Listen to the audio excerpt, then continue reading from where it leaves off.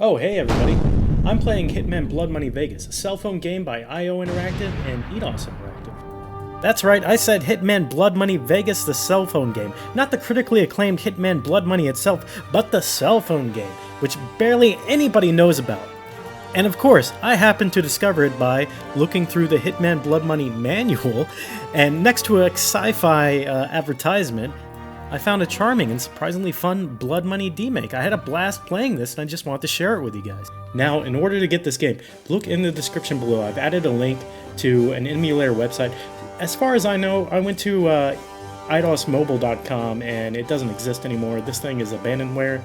Go to this website to download the Java file. You'll need Java, you'll need the game file, and you'll also need an emulator. I use Micro Emulator, I'll also link that in the description below. And please, stick around to the end of the video. I have a big announcement to make.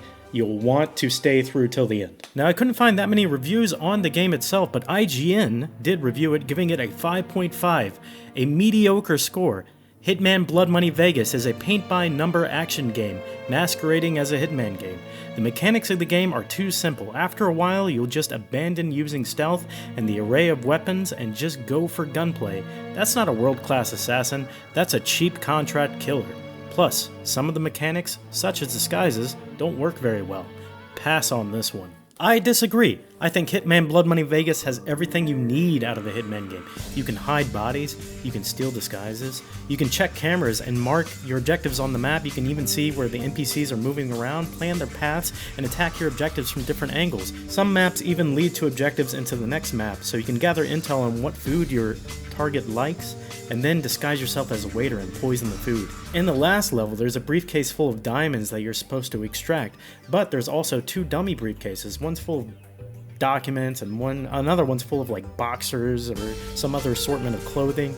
But you're only able to figure that out by gathering the intel in the previous level. And in another level, just like the Lust DLC in Hitman 3 or the Heaven and Hell Party in Hitman Blood Money, your target is in disguise as a partygoer, and you have to find intel in order to discover which guy or girl is the person that you're supposed to eliminate. Weapons range from the fiber wire knives, submachine guns, pistols, silenced pistols, and even a sniper rifle. The game at its core is a Hitman game, and unlike cell phone games today, it's not full of microtransactions, bloated DLC, progression systems, in-game currency, progress gates. It's a pure and simple game where you get satisfaction and entertainment out of mastering it. It takes me back to a time of the days of NES Mario, where it's simple, short, and fun. In the end, I did end up speedrunning this game because it was fun to figure out. Nobody's played the game before. There's like barely any YouTube videos. It was just fun to route, to figure out, and I ended up beating myself over saving up a couple of seconds in this game, which some people were casually joking about, but did actually happen. This first level right here is called The Entrance. It is the tutorial level. You'll have a bunch of text that pops up on the screen, and the speedrunning part of this is actually getting through that text as fast as humanly possible and making your way to the exit. Now, people have said that first levels in games are the worst. This is no exception. The second level is called Casino, and here's your quick tip for just about all of these levels. Running's overpowered. You can just run by guards. And as long as you're past them before they see you, which if you are fast enough to outrun their vision, then you're not going to get caught. And if you look at the top left-hand corner up there, it says yellow. That means they're suspicious. As long as that doesn't turn red, then you're good. You'll get the best ending in the game. There are 3 endings in the game. One is very bad, one's like mediocre, and the other one calls you the best assassin in the world. And guess which one we're going for? The only other major quick tip I can tell you is you pick up a weapon called the SLP in the tutorial level, and I can only imagine that stands for silenced pistol because it's the only one that you can shoot directly in front of somebody and they won't be suspicious. But you can use that to kill anybody within your 6-foot distancing zone, and it won't raise any alarms. Now this level is pretty fun because in the previous level you're supposed to figure out what your target likes to eat, then poison the food, but we're speedrunning this bad boy. So, just run past all the guards and open up the door to his room, run past those guards and pop them in the face. It's pretty freaking simple. Then take the key card. All of these levels need a key card in order for you to leave. But you just run in, run out, and as long as you're running, you escape their vision, and it makes pretty much all of these levels a breeze. The only bad part is getting caught up on corners so you can't outrun their vision, and I've had to reset so many runs, because let me tell you, even though I like the game, there's two things that are bad in it. The controls and the music, and I am not subjecting you guys to the music. This level is called Penthouse. It's another cool level that we're gonna skip the main concept of the level, which is to wait for the two targets to get together into one room and eliminate them both kind of at the same time. We're using the silence pistol, which means that we can just walk into the room, shoot their guards, shoot the targets, and since we're using that gun in particular, no alarms actually happen. And in order for you to tell if any alarms are actually happening or not, take a look in the top left corner. It's orange right now. As long as that doesn't turn red, we are good. See, I'm shooting this guy point blank. He's pointing his gun at me, but it's not red. It's not going red. We are still good. I'm out of ammo, however. That's in the top right corner, so I had to switch to the fiber wiper to kill the last guy. The only other hard part about this level and about most other levels is actually avoiding the enemies so you don't run into them, and not getting hung up on corners. As long as you do that and escape their vision in time, it's pretty much a breeze. And then you just get in the lift and make your way up to the next level. The next level is called Party, and I guess it's kind of a party. You start out in a lobby type area with a whole bunch of party goers en masse, but you really don't need to mess with them. You don't need to talk with them at all. Just make your way through the level suit only up until the very end, where you do make a disguise change just to get to the exit a little bit safely. Again, most of the fun and most of the interesting aspects of running these levels was figuring out the routes where you don't get caught and you're still able to make it out of the level pretty fast. Now, you might not have to kill this guy, but I end up doing it anyways, and I end up closing the door there because the NPCs in this game, if they walk by an open door, they will investigate the room that they are walking by, like that guy right there. I really want to close that door, but he was a little distracted. In other levels, they will walk into the room and see dead bodies. And if they see a dead body, an alarm goes off and your perfect run is ruined. The next level is called Haven. Haven is another level with a bunch of party goers. This one's kind of interesting because there is a guy in disguise or a girl that you have to figure out the identity of and then eliminate. If you eliminate that target before figuring out the identity, it counts as a civilian kill, and that means that it ruins your run. You get the bad ending because you killed a civilian.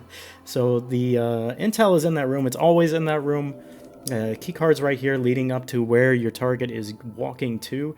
Now, I wait for him to walk to, or her, to their location before heading through, because this hallway is being patrolled by two guards that are kind of a pain in the butt to get around. But as long as you're in the room, you can shoot them pretty much point blank, and they're not gonna see you. They're not gonna take notice. You can change into disguise to make the exit a little bit safer. Although I don't think there's much difference between the suit and actually using this disguise, to be honest. There's other intel scattered around this map that makes the next levels a little bit easier to understand, but since I've already been through those, I don't need to pick them up because they are in the same place each time and it's always the same intel. It's not randomized. Like, for example, this level. This level is not randomized at all. Your objective is to get into the party area, and there's a group of 3 party goers. They will walk up to the bar and drink or eat or whatever, have some peanuts. But what you have to do on this level is poison the food at the right time, so the right person actually comes up and eats it, or else you're going to have a civilian come up and eat it, and you're going to get a civilian casualty, and that's not something that the perfect assassin freaking wants. The good news, however, is that it is, again, not random. They don't walk up to the bar randomly. You don't have to figure out which person it is based off who is surrounded by bodyguards. No, you can just walk in there, and as long as you're in there at the same time every time, when you poison the food, the same person will always come up and eat it. So it's always going to be the correct guy each time. And as you see here in the little cutscene, the white masked dude surrounded by the bodyguards, obviously our target, he keels over and falls flat on the floor. Now, on to the next level, which is the escape level. It's actually the final level. As soon as I get around these guards, doing some quick dodges, quick exits. Man, I saved my skin on that one. Could have done it a little bit faster. If you look at the splits over there, you have my segments, which are my best times, and then a comparison of this run compared to my best times. You'll see I've gone a little bit over my best each time. But this is the final level. This is the exit. It's mostly running past these guys, routing it in such a way that I'm just able to squeeze by all of them. Now, that's a dummy briefcase. You don't want that one, but you want the key card in here. That one's full of, I think I was saying it's full of underwear, which if you take to the exit, you will get the bad ending. Or actually, you might just get a failure. Yeah, you get a failure because you took the wrong thing. You didn't get the briefcase for the diamonds. This is a sniper rifle that you need to kill a guy at the very exit before he shoots you. If you step onto that red carpet down in the bottom left, you're going to instantly die. You have to snipe the guy from either across the carpet or like on the stairs leading up to the carpet. That is the correct briefcase, the one that I just picked up. Like I said, it's not randomized. It's going to be in the same place every time. It makes the game a little bit easier to figure out. I sniped the guy from the stairs because it's really close to the exit. You just have to step onto the carpet. Speedrunning tactics. Level clear. 7 minutes, 50 seconds, and 0.47. 7:50.47. Pretty freaking good time. I was doing this on live stream, twitch.com, trying to get less than 8 minutes, and we were able to do it. This is currently the world record as of right now. Nobody else has really tried to speedrun this game. So hey, free record. I'll take it.